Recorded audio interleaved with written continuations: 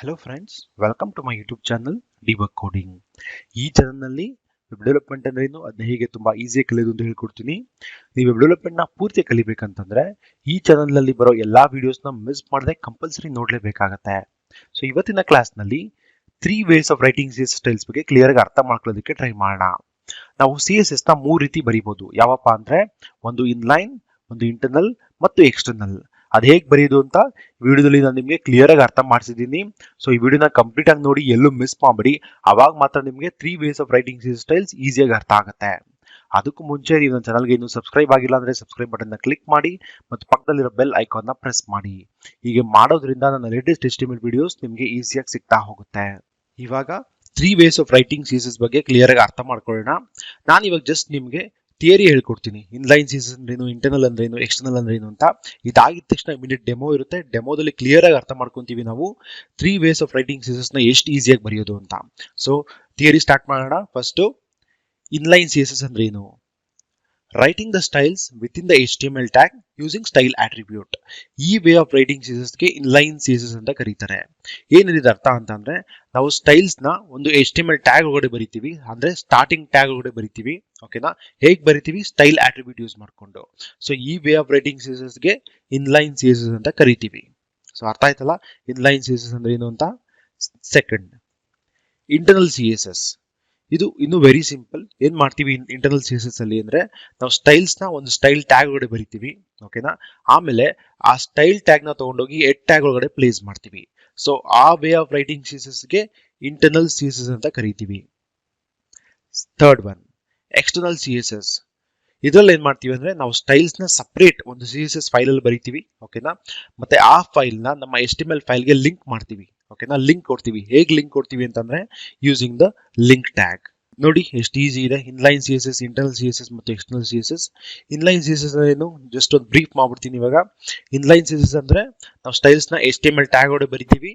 ಹೇಗೆ ಬರಿತೀವಿ? Style attribute use ಮಾಡ್ಕೊಂಡು. ಓಕೆ? ಅದೇ ರೀತಿ ಇಂಟರ್ನಲ್ CSS ಇಲ್ಲೇನ್ ಮಾಡ್ತೀವಿ? ಸ್ಟೈಲ್ಸ್ ನ ಸ್ಟೈಲ್ ಟ್ಯಾಗ್ ಒಳಗಡೆ ಬರಿತೀವಿ. ಆ ಸ್ಟೈಲ್ ಟ್ಯಾಗ್ ತಗೊಂಡೋಗಿ ಹೆಡ್ ಟ್ಯಾಗ್ ಒಳಗಡೆ ಪ್ಲೇಸ್ ಮಾಡ್ತೀವಿ. ಅದಕ್ಕೆ ಇಂಟರ್ನಲ್ CSS ಅಂತ ಕರೀತಾರೆ.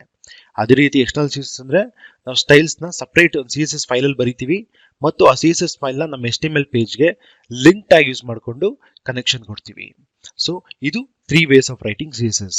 ಸೊ ಥಿಯರಿ ಅರ್ಥ ಆಯ್ತು ಅಂತ ಅನ್ಕೊಂತೀನಿ ನಿಮ್ಗೆ ಇಲ್ಲೇ ಅರ್ಥ ಆಗಿಲ್ಲ ಅಂತಂದ್ರೆ ಡೋಂಟ್ ವರಿ, ಯಾಕಂದ್ರೆ ನಾವು ಡೆಮೋದಲ್ಲಿ ಪ್ರತಿಯೊಂದು ಕ್ಲಿಯರ್ ಆಗಿ ಅರ್ಥ ಮಾಡ್ಕೊಳ್ಳೋದಕ್ಕೆ ಟ್ರೈ ಮಾಡೋಣ. ಸೊ ಡೆಮೋ ಮಾಡೋಣ ಇವಾಗ.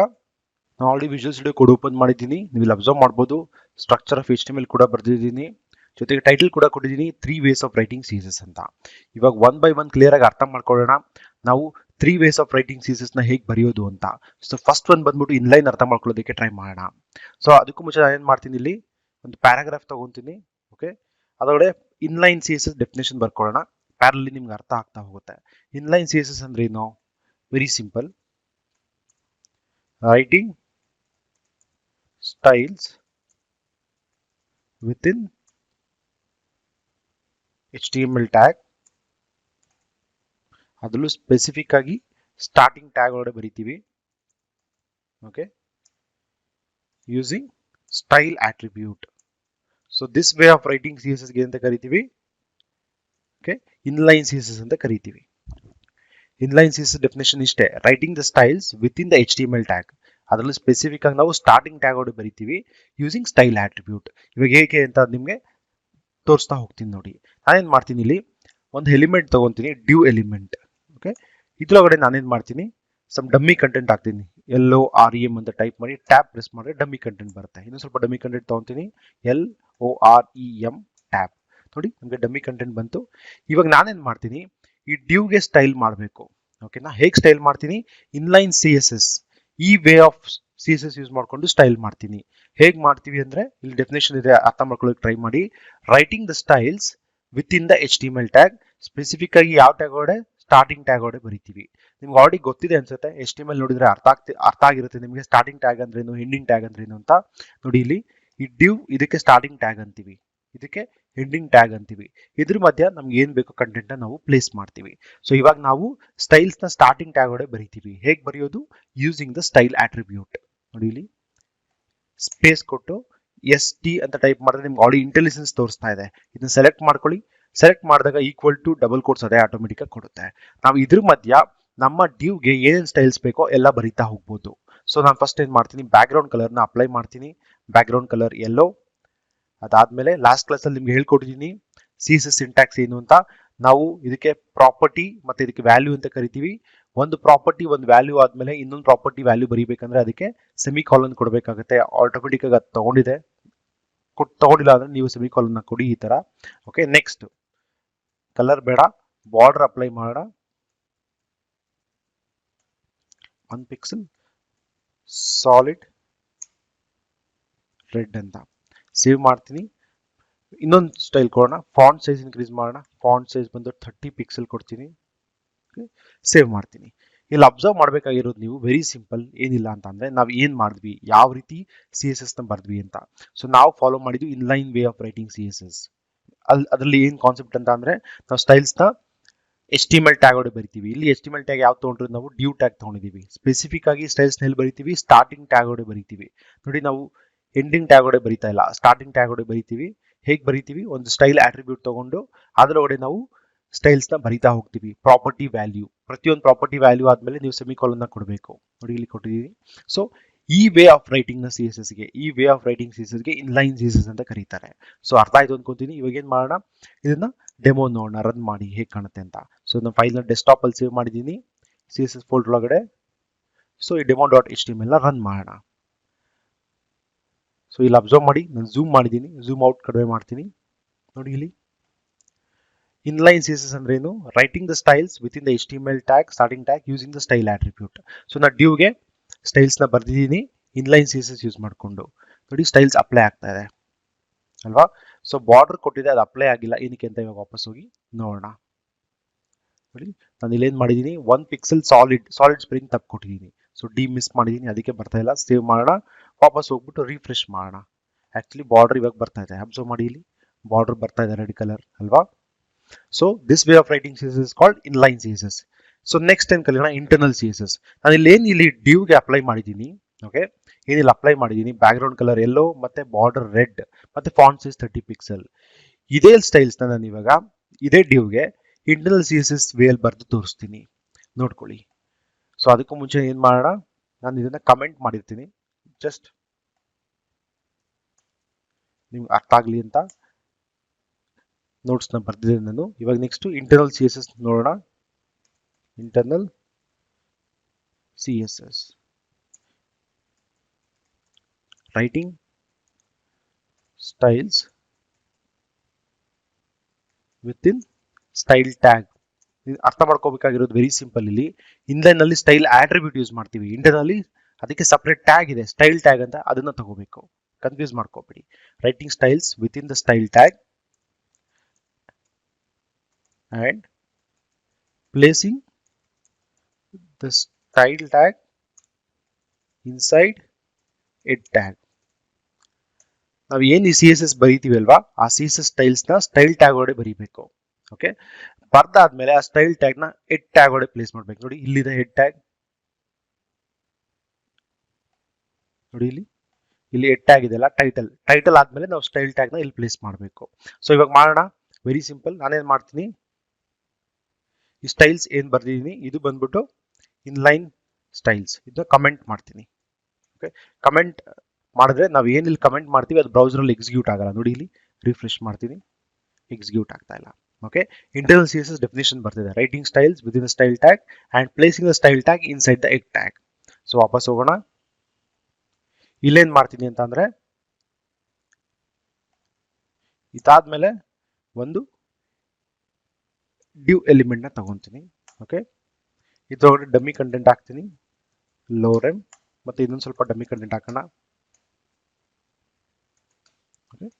ಡಮ್ಮಿ ಕಂಟೆಂಟ್ ಬಂದಿದೆ ನಮಗೆ. ಸೊ ಇವಾಗ ಏನ್ ಮಾಡ್ತೀನಿ, ನಾನು ಏನ್ ಸ್ಟೈಲ್ಸ್ ಬರ್ದೆ, background colour, border and font size, ಇದೇ ಸ್ಟೈಲ್ಸ್ ನಾನು ಇವಾಗ ಡಿಫ್ರೆಂಟ್ ವೇ ಅಲ್ಲಿ ತೋರಿಸ್ತೀನಿ, ಅಂದ್ರೆ ಇಂಟರ್ನಲ್ ವೇ ಅಲ್ಲಿ. ಸೊ ಏನ್ ಬರಿಬೇಕು, ಫಸ್ಟ್ ನಾವು ಸ್ಟೈಲ್ಸ್ ನ ಸ್ಟೈಲ್ ಟ್ಯಾಗ್ ಒಳಗೆ ಬರೀಬೇಕು, ಆಮೇಲೆ ಸ್ಟೈಲ್ ಟ್ಯಾಗ್ ನ ಹೆಡ್ ಟ್ಯಾಗ್ ಒಳಗೆ ಪ್ಲೇಸ್ ಮಾಡಬೇಕು. ಫಸ್ಟ್ ಏನ್ ಮಾಡೋಣ, ಸ್ಟೈಲ್ ಟ್ಯಾಗ್ ನ ಹೆಡ್ ಟ್ಯಾಗ್ ಒಳಗೆ ಪ್ಲೇಸ್ ಮಾಡ್ಬಿಡೋಣ. ನೋಡಿ, ಇದು head tag, starting tag and closing tag, ಇದ್ರೊಳಗಡೆ ಸ್ಟೈಲ್ ಟ್ಯಾಗ್ ನ ಬರೀತಾ ಇದ್ದೀನಿ. ಸ್ಟೈಲ್ ಅಂತ ಟೈಪ್ ಮಾಡಿ ಟ್ಯಾಬ್ ಪ್ರೆಸ್ ಮಾಡಿದ್ರೆ ಆಟೋಮೆಟಿಕ್ ಆಗಿ ಸ್ಟೈಲ್ ಟ್ಯಾಗ್ ಬಂತು. ನೋಡಿ, starting tag and closing tag of the style. ಇದ್ರ ಮಧ್ಯೆ ನಾವು ನಮ್ಮ CSS ನ ಬರೀಬೇಕು. ಹೇಗೆ ಬರೆಯೋದು? Very simple. ನಾವು ಯಾವ ಟ್ಯಾಗ್ಗೆ ಬರೆಯೋಕೆ ಕೊಟ್ಟಿದ್ದೀವಿ? ಡಿವ್ ಟ್ಯಾಗ್ಗೆ ಅಲ್ವಾ? ಸೊ ಇವಾಗ ಆ ಡಿವ್ ಟ್ಯಾಗ್ನ ಇಲ್ಲಿ ತಗೊಳ್ಳೋಣ, ಡಿವ್, ಆಮೇಲೆ ಕರ್ಲಿ ಬ್ರೇಸಸ್ ಓಪನ್ ಮಾಡೋಣ. ಓಪನ್ ಮಾಡಿ ಎಂಟರ್ ಪ್ರೆಸ್ ಮಾಡಿ, ಅವಾಗ ಸಪ್ರೇಟ್ ಆಗುತ್ತೆ. ಸ್ಟಾರ್ಟಿಂಗ್ ಟ್ಯಾಗ್ ಇರುತ್ತೆ, ಕ್ಲೋಸಿಂಗ್ ಟ್ಯಾಗ್ ಇಲ್ಲಿರುತ್ತೆ. ಇದ್ರ ಮಧ್ಯೆ ನೀವು ಸ್ಟೈಲ್ಸ್ ಬರೀತಾ ಹೋಗ್ಬೋದು. ಸೊ ಇವಾಗ ನಾನು ಸ್ಟೈಲ್ಸ್ ಬರಿತೀನಿ. ಈ ಡಿವ್ಗೆ ಬ್ಯಾಕ್ ಗ್ರೌಂಡ್ ಕಲರ್ ಎಲ್ಲೋ ಕೊಡ್ತೀನಿ, ಬಾರ್ಡರ್ 1 ಪಿಕ್ಸೆಲ್ ಸಾಲಿಡ್ ರೆಡ್ ಅಂತ ಕೊಡ್ತೀನಿ. ಅದಾದ್ಮೇಲೆ ಫಾಂಟ್ ಸೈಜ್ ಕೊಡ್ತೀನಿ. ಸೊ ನೋಡಿ, ನಾನು ಏನು ಸ್ಟೈಲ್ಸ್ ಅವಾಗ ಇನ್ಲೈನ್ ಬರ್ದಿದೆ ಅದೇ ಸ್ಟೈಲ್ಸ್ನ ನಾನಿಲ್ಲಿ ಇಂಟರ್ನಲ್ ಅಲ್ಲಿ ಬರಿತಾ ಇದ್ದೀನಿ. Very simple. ನಾವು ಬರೆಯೋ ವೇ ಮಾತ್ರ ಚೇಂಜ್ ಆಗುತ್ತೆ ಅಷ್ಟೇ. ಇಲ್ಲೇನ್ ಮಾಡ್ತೀವಿ? ಇಂಟರ್ನಲ್ ಅಲ್ಲಿ ಸ್ಟೈಲ್ ಟ್ಯಾಗ್ ಒಳಗಡೆ ಫಸ್ಟ್ ಸ್ಟೈಲ್ಸ್, ಈ ಸ್ಟೈಲ್ ಟ್ಯಾಗ್ ಒಳಗಡೆ ಫಸ್ಟ್ ನಮ್ಮ ಸ್ಟೈಲ್ಸ್ ನ ಬರಿತೀವಿ. ಆಮೇಲೆ ಸ್ಟೈಲ್ ಟ್ಯಾಗ್ ನ ತಗೊಂಡ್ಬಂದು ಹೆಡ್ ಟ್ಯಾಗ್ ಒಳಗಡೆ ಪ್ಲೇಸ್ ಮಾಡ್ತೀವಿ. ಸೊ ಆ ವೇ ಆಫ್ ರೈಟಿಂಗ್ CSSಗೆ ಇಂಟರ್ನಲ್ CSS ಅಂತ ಕರಿತೀವಿ. ಈಗ ಸೇಮ್ ಔಟ್ಪುಟ್ ಬರ್ತಾ ನೋಡೋಣ. ನೋಡಿ, ಇಲ್ಲಿ ಸೇಮ್ ಔಟ್ಪುಟ್ ಬರ್ತಾ ಇದೆ ಅಲ್ವಾ? Back ground colour yellow, border red, font size 30 pixel. So this way of writing CSS is called internal CSS. ಅರ್ಥ ಆಯ್ತು ಅನ್ಕೊಂತೀನಿ. ಸೊ ಎರಡನ್ನ ನಾವು ಸಕ್ಸಸ್ಫುಲ್ ಆಗಿ ಕಲ್ತಿದೀವಿ. ಯಾವ್ದಪ್ಪ ಎರಡು ಅಂತ ಅಂದ್ರೆ, ಒಂದು ಇನ್ಲೈನ್, ಓಕೆ, ಇದನ್ನ ಅನ್ಕಮೆಂಟ್ ಮಾಡ್ತೀನಿ. ಇವಾಗ ನೋಡಿ, ಇದನ್ನ ಅನ್ಕಮೆಂಟ್ ಮಾಡ್ತೀನಿ.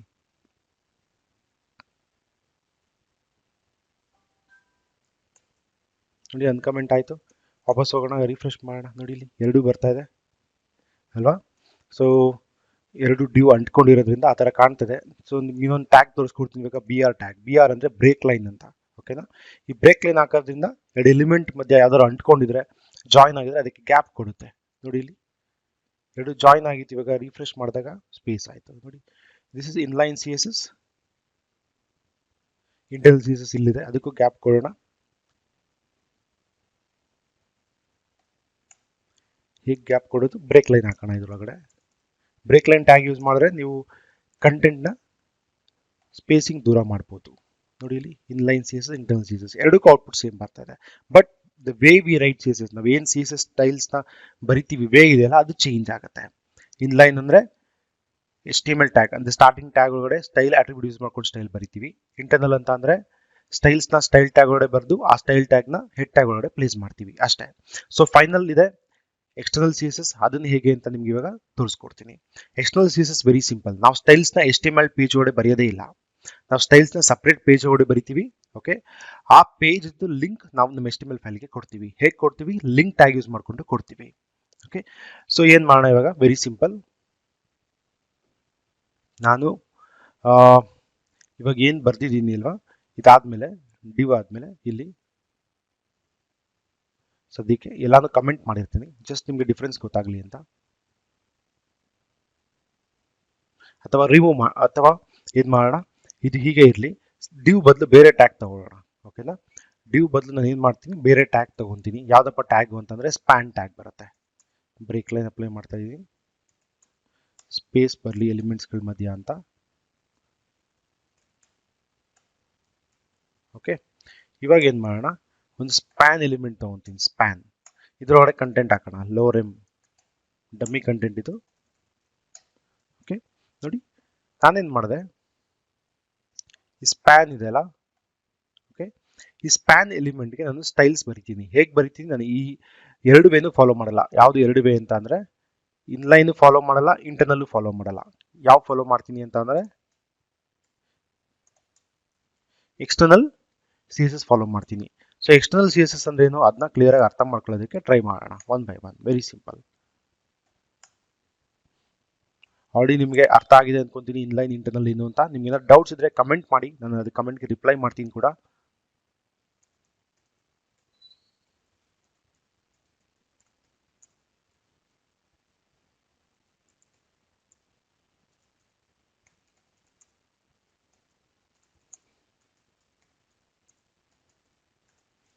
External CSS, writing the styles within the style tag, ಅಲ್ಲ, writing the styles in a separate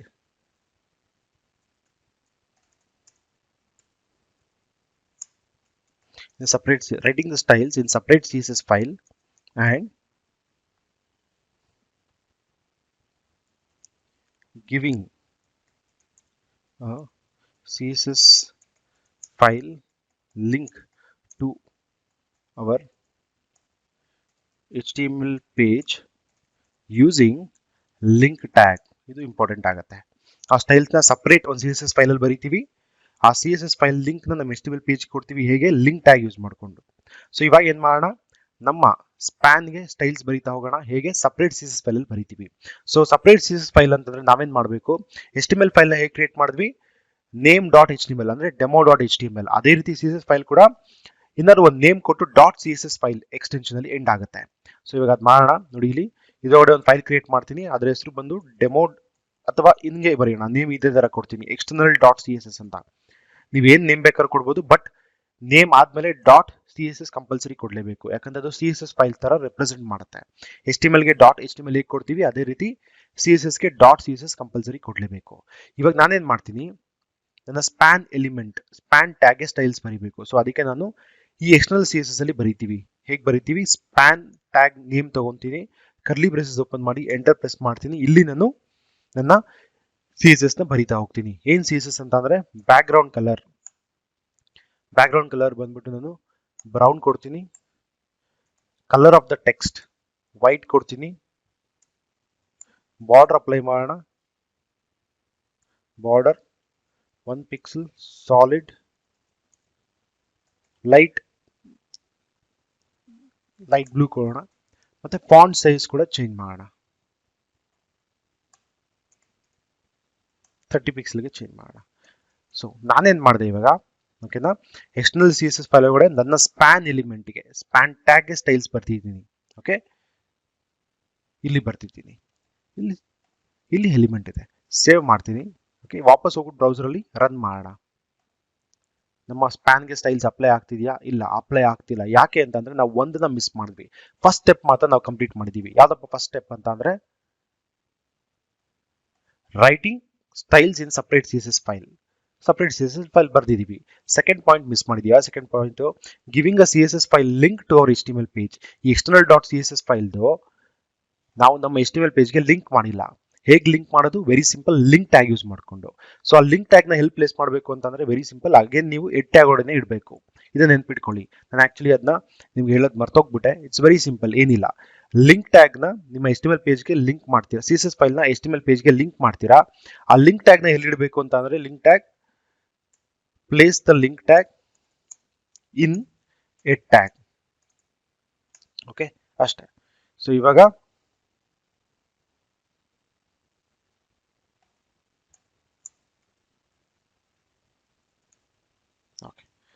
save ಮಾಡೋಣ. ಇವಾಗ ನಮ್ಮ ಎಕ್ಸ್ಟರ್ನಲ್ CSS ಫೈಲ್ ನ ನಮ್ಮ demo.html ಗೆ ಲಿಂಕ್ ಮಾಡೋಣ. ಹೇಗೆ ಅಂತಂದ್ರೆ ಸ್ಟೈಲ್ ಟ್ಯಾಗ್ ಆದ್ಮೇಲೆ ಲಿಂಕ್ ಅಂತ ಟ್ಯಾಗ್ ಬರುತ್ತೆ. LINK ಅಂತ ಟೈಪ್ ಮಾಡಿ ಟ್ಯಾಬ್ ಪ್ರೆಸ್ ಮಾಡಿ. ನೋಡಿ ಈ ತರ ಬರುತ್ತೆ. href ಅಂತ ಅಂದ್ರೆ ವೆರಿ ಸಿಂಪಲ್, ಹೈಪರ್ ರೆಫರೆನ್ಸ್. ಅಂದ್ರೆ ನಾವು ನಮ್ಮ CSS ಫೈಲ್ ನ ಈ demo.html ಅಲ್ಲಿ ಲಿಂಕ್ ಕೊಡಬೇಕು. ಅಂದ್ರೆ ಈ ಫೈಲ್ದು ಪಾತ್ ಕೊಡಬೇಕು. ಹೇಗೆ ಕೊಡೋದು ನೋಡಿ, ಇಲ್ಲಿ ಇದೆ ಈ external.css ಫೈಲ್ ಇದೆಯಲ್ಲ, ಅದ್ರ ಮೇಲೆ ರೈಟ್ ಕ್ಲಿಕ್ ಮಾಡಿ ಕಾಪಿ ರಿಲೇಟಿವ್ ಪಾತ್ ಅಂತಿದೆ, ಅದನ್ನ ಕಾಪಿ ಮಾಡ್ಕೊಳ್ಳಿ. ಆಮೇಲೆ ಇಲ್ಲಿ ಬಂದು ಪೇಸ್ಟ್ ಮಾಡಿ ಈ ತರ. ಓಕೆನಾ, ಸೇವ್ ಮಾಡಿದ್ವಿ. ಓಕೆ, ಇವಾಗ ಏನ್ ಮಾಡೋಣ, ವಾಪಸ್ ನಮ್ಮ ಬ್ರೌಸರ್ಗೆ ಹೋಗಿ ರಿಫ್ರೆಶ್ ಮಾಡೋಣ. ಈ ಸ್ಪ್ಯಾನ್ಗೆ ನಾವು ಏನೇನು ಸ್ಟೈಲ್ಸ್ ಬರ್ತಿದೀವಿ ನೋಡಿ, ಇಲ್ಲಿ ಎಲ್ಲಾ ಸ್ಟೈಲ್ಸ್ ಅಪ್ಲೈ ಆಗಬೇಕು. ಬ್ಯಾಕ್ ಗ್ರೌಂಡ್ ಕಲರ್ ಬಾರ್ಡರ್ ಎಲ್ಲ. ಸೊ ನೋಡೋಣ ಅಪ್ಲೈ ಆಗುತ್ತಾ ಅಂತ. ರಿಫ್ರೆಶ್ ಮಾಡ್ತೀನಿ. ನೋಡಿ ಇಲ್ಲಿ ಅಪ್ಲೈ ಆಗಿದೆ ಅಲ್ವಾ. ಸೊ ಇದು ನಮ್ಮ CSS way of writing styles. 3 ರೀತಿ ಬರೀಬಹುದು ನಾವು. ಯಾವ್ಯಾವಪ್ಪ 3 ರೀತಿ ಅಂತ ಅಂದ್ರೆ ಇನ್ಲೈನ್ CSS, ಇಂಟರ್ನಲ್ ಮತ್ತೆ ಎಕ್ಸ್ಟರ್ನಲ್. ಸೊ ಈ 3 ರೀತಿನೂ ಬರೀಬಹುದು. ಬಟ್ ನಾನ್ ನಿಮ್ಗೆ ಸಜೆಸ್ಟ್ ಮಾಡೋದು, ವೆಬ್ ಡೆವಲಪ್ಮೆಂಟ್ ಕಲಿತಾ ಇರೋರು, ಪ್ರೊಫೆಷನಲ್ ಆಗಿ ಕಲಿತಾ ಇರೋರು ಸಜೆಸ್ಟ್ ಮಾಡೋದು, ಯಾವತ್ತು ನಾವು ಸ್ಟೈಲ್ಸ್ ನ ಎಕ್ಸ್ಟರ್ನಲ್ CSS ಅಲ್ಲಿ ಬರೀಬೇಕು. ಯಾಕೆಂತಂದ್ರೆ ನಮ್ಮ HTML ಕೋಡ್ ಮತ್ತೆ CSS ಕೋಡ್ ಇವಾಗ ನಾವು ಜಸ್ಟ್ ಒಂದು 10 to 20 ಲೈನ್ಸ್ ಕೋಡ್ ಬರ್ದಿದ್ದೀವಿ. ಇಮ್ಯಾಜಿನ್ ಮಾಡ್ಕೊಳ್ಳಿ, ದೊಡ್ಡ ಪ್ರಾಜೆಕ್ಟ್ 10,000 ಲೈನ್ಸ್ 20,000 ಲೈನ್ಸ್ ಕೋಡ್ ಇರುತ್ತೆ. ಅವಾಗ ನಿಮ್ CSS ಕೂಡ ಬೆಳೀತಾ ಹೋಗುತ್ತೆ. ಸೊ ಅದಕ್ಕೆ ನಾವು ಕೋಡ್ ರೀಡಬಿಲಿಟಿ, ಮೇಂಟೈನಬಿಲಿಟಿಗೆ ನಮ್ಮ ಕೋಡ್ ನ ಯಾವತ್ತು ನಾವು ಸಪರೇಟ್ ಫೈಲ್ಸ್ ಗಳಲ್ಲಿ ಬರೀತಾ ಹೋಗಬೇಕು. HTML ಒಂದು separate file, CSS separate files. ಅವಾಗ ಮಾತ್ರ ನಿಮಗೆ ಕೋಡ್ ರೀಡಬಿಲಿಟಿ ಮತ್ತೆ ಮೇಂಟೈನಬಿಲಿಟಿಗೆ ಅರ್ಥ ಆಗುತ್ತೆ. ಏನ್ ಸರ್ ಇದು ಕೋಡ್ ರೀಡಬಿಲಿಟಿ ಮೇಂಟೈನಬಿಲಿಟಿ ಅಂತ ಅಂದ್ರೆ ವೆರಿ ಸಿಂಪಲ್. ಫಾರ್ ಎಕ್ಸಾಂಪಲ್, ನೀವು ಒಂದು ಪ್ರಾಜೆಕ್ಟ್ ಅಲ್ಲಿ ವರ್ಕ್ ಮಾಡ್ತಾ ಇದ್ದೀರಾ ಆಲ್ರೆಡಿ. ಓಕೆನಾ, ಆಲ್ಮೋಸ್ಟ್ ಒಂದು 50,000 ಲೈನ್ಸ್ ಆಫ್ ಕೋಡ್ ಬರ್ದಿದ್ದೀರಾ CSS ಮತ್ತೆ HTML ಎರಡೂ ಒಂದೇ ಫೈಲ್ ಅಲ್ಲಿ ಇಟ್ಟರೆ ಸಮಟೈಮ್ಸ್ ನಿಮಗೆ ಕನ್ಫ್ಯೂಸ್ ಆಗುತ್ತೆ ಅಲ್ವಾ. ಸೊ ಅದಕ್ಕೆ ನೀವೇನ್ ಮಾಡಬೇಕು, ಸಪರೇಟ್ ಫೈಲ್ಸ್ ಇಟ್ಟಾಗ ನಿಮಗೆ ಓದೋದಕ್ಕೆ ಹೆಲ್ಪ್ ಆಗುತ್ತೆ, ಮೇಂಟೈನ್ ಮಾಡೋದಕ್ಕೆ. ಏನಾದ್ರು ಎರರ್ ಬರ್ತಿದೆ ಅಂದ್ರೆ ಸ್ಪೆಸಿಫಿಕ್ ಒಂದು CSS ಎರರ್ ಬರ್ತಿದೆ, HTML ಎರರ್ ಬರ್ತಿದೆಯಾ ಗೊತ್ತಾಗುತ್ತೆ. ಅವಾಗ ನೀವು ಬೇಗ ಹೋಗಿ ಫಿಕ್ಸ್ ಮಾಡ್ಬೋದು. ಮೇಂಟೈನಬಿಲಿಟಿ ಅಂದ್ರೆ ಅದು ಕೂಡ ವೆರಿ ಸಿಂಪಲ್. ಏನಿಲ್ಲ ಅಂದ್ರೆ ನೀವಾಗ ಒಂದು 50,000 ಲೈನ್ಸ್ ಆಫ್ ಕೋಡ್ ಬರ್ತಿದ್ದೀರಾ ಒಂದು ಕಂಪ್ನಿಲಿ ಇದ್ದಾಗ, ಇವಾಗ ಕಂಪ್ನಿ ಬಿಟ್ಟು ಹೋಗ್ಬೇಕು, ಬಿಟ್ಟು ಹೋದಾಗ ಆ ಪ್ರಾಜೆಕ್ಟ್ಗೆ ಬೇರೆಯವ್ರು ಬರ್ತಾರೆ ವರ್ಕ್ ಮಾಡೋದಕ್ಕೆ, ಅವ್ರಿಗೆ ಅರ್ಥ ಆಗ್ಬೇಕು, ರೀಡಬಿಲಿಟಿ ಇರಬೇಕು, ಮೇಂಟೈನಬಿಲಿಟಿ ಇರಬೇಕು. ಹಂಗಿರ್ಬೇಕು ಅಂತಂದ್ರೆ ನೀವು ಸಪ್ರೇಟ್ ಆಗಿ CSS ನ ಸಪ್ರೇಟ್ ಬರೀಬೇಕು, HTML ಸಪ್ರೇಟ್ ಬರೀಬೇಕು. ಅವಾಗ ಮಾತ್ರ ಅವ್ರಿಗೆ ಈಸಿಯಾಗಿ ಅರ್ಥ ಆಗ್ತಾ ಹೋಗುತ್ತೆ ನಾವು ಬರ್ದಿರೋ ಕೋಡ್ ಏನು ಅಂತ. ಇಲ್ಲಾಂದ್ರೆ ಅವ್ರು ತುಂಬಾ ಸ್ಟ್ರಗಲ್ ಪಡ್ಬೇಕಾಗತ್ತೆ. ಸೊ ನೆನ್ಪಿಟ್ಕೊಳ್ಳಿ, ನಾವು ಒಳ್ಳೆ ಡೆವಲಪರ್ಸ್ ಆಗ್ಬೇಕಂದ್ರೆ ನಮ್ಮ ಕೋಡ್ ಯಾವತ್ತು ಕೋಡ್ ರೀಡಬಿಲಿಟಿ ಇರಬೇಕು ಮತ್ತು ಮೇಂಟೈನಬಿಲಿಟಿ ಇರಬೇಕು. ಅವಾಗ ಮಾತ್ರ you are a successful developer. So ಅದು ಸಪರೇಟ್ ಟಾಪಿಕ್ಸ್ ಆಗುತ್ತೆ. ಜಸ್ಟ್ ನಾವು ಇವಾಗ ಅರ್ಥ ಮಾಡ್ಕೋಬೇಕಾಗಿರೋದು ವೆರಿ ಸಿಂಪಲ್. ಏನಪ್ಪಾ ಅಂತ ಅಂದ್ರೆ ನಾವು CSS ನ ಎಷ್ಟು ವೇಲ್ ಬರೆಯೋದು ಕಲ್ತ್ವಿ ಅಂತ.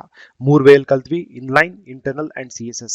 ಪ್ರತಿಯೊಂದು ಕ್ಲಿಯರ್ ಆಗಿ ಹೇಳ್ಕೊಟ್ಟಿದ್ದೀನಿ. ನಿಮ್ಗೆ ಏನಾದ್ರು ಡೌಟ್ ಇದ್ರೆ ಕೆಳಗಡೆ ವಿಡಿಯೋದಲ್ಲಿ ಕಮೆಂಟ್ ಮಾಡಿ, ಅವಾಗ ನಿಮಗೆ ನಾನು ರಿಪ್ಲೈ ಮಾಡ್ತೀನಿ. ನಿಮ್ಗೆ ಏನು ಡೌಟ್ಸ್ ಇದೆ ಸಾಲ್ವ್ ಮಾಡೋದಕ್ಕೆ ಟ್ರೈ ಮಾಡ್ತೀನಿ. ಡೆಮೋದಲ್ಲಿ ನಾವು ಕ್ಲಿಯರ್ ಆಗಿ ಅರ್ಥ ಮಾಡ್ಕೊಂಡ್ವಿ ನಾವು CSS ನ 3 ವೇಲಿ ಹೇಗೆ ಬರೆಯೋದು ಅಂತ. ಸೊ ನೆಕ್ಸ್ಟ್ ಕ್ಲಾಸಲ್ಲಿ ನಾನು ನಿಮ್ಗೆ ಏನು ಹೇಳ್ಕೊಡ್ತೀನಿ ಅಂತಂದ್ರೆ CSS ಸೆಲೆಕ್ಟರ್ಸ್ ಬಗ್ಗೆ ಹೇಳ್ಕೊಡ್ತೀನಿ. ಸೊ CSS ಸೆಲೆಕ್ಟರ್ಸ್ ಅಂದ್ರೆ ವೆರಿ ಸಿಂಪಲ್. ನಾವೊಂದು HTML ಎಲಿಮೆಂಟ್ ನ ಯಾವೆಲ್ಲ ರೀತಿ ಸೆಲೆಕ್ಟ್ ಮಾಡ್ಬೋದು ಅದನ್ನ ನಾನು ನೆಕ್ಸ್ಟ್ ಕ್ಲಾಸಲ್ಲಿ ನಿಮ್ಗೆ ಹೇಳ್ಕೊಡಕ್ಕೆ ಹೊರಟಿದ್ದೀನಿ. ಸೊ CSS ಸೆಲೆಕ್ಟರ್ಸ್ ಬಂದು ಅದು ಕೂಡ CSS ಬೇಸಿಕ್ ಕಾನ್ಸೆಪ್ಟ್ಸ್ ಆಗುತ್ತೆ. ಸೊ ನೆಕ್ಸ್ಟ್ ವಿಡಿಯೋ ನೀವು ಮಿಸ್ ಮಾಡಬೇಡಿ, ಕಂಪ್ಲೀಟ್ ಆಗಿ ನೋಡಿ. ಅವಾಗ ಮಾತ್ರ ನಿಮಗೆ CSS ಕಾನ್ಸೆಪ್ಟ್ಸ್ ಕ್ಲಿಯರ್ ಆಗಿ ಅರ್ಥ ಆಗ್ತಾ ಹೋಗುತ್ತೆ.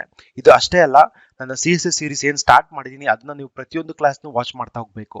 ಅವಾಗ ನಿಮಗೆ CSS ಸ್ಟ್ರಾಂಗ್ ಫೌಂಡೇಶನ್ ಆಗ್ತಾ ಹೋಗುತ್ತೆ. CSS ನ ತುಂಬಾ ಬೇಗ ಕಲಿತೀರಾ. ಓಕೆ, ನಿಮ್ಗೆ ಏನಾದ್ರು ಕ್ವೈರೀಸ್ ಕಳಿಸೋದಿದ್ರೆ code2corner@gmail.com ಗೆ ಮೇಲ್ ಕಳಿಸಿ. ನನ್ನ ಫೇಸ್ಬುಕ್ ಪೇಜ್ ಹಾಗೂ ಇನ್ಸ್ಟಾಗ್ರಾಮ್ನ ಫಾಲೋ ಮಾಡಿ. ನನ್ನ ಚಾನಲ್ಗೆ ಇನ್ನೂ ಸಬ್ಸ್ಕ್ರೈಬ್ ಆಗಿಲ್ಲ ಅಂದ್ರೆ ಸಬ್ಸ್ಕ್ರೈಬ್ ಬಟನ್ನ ಕ್ಲಿಕ್ ಮಾಡಿ. Thank you.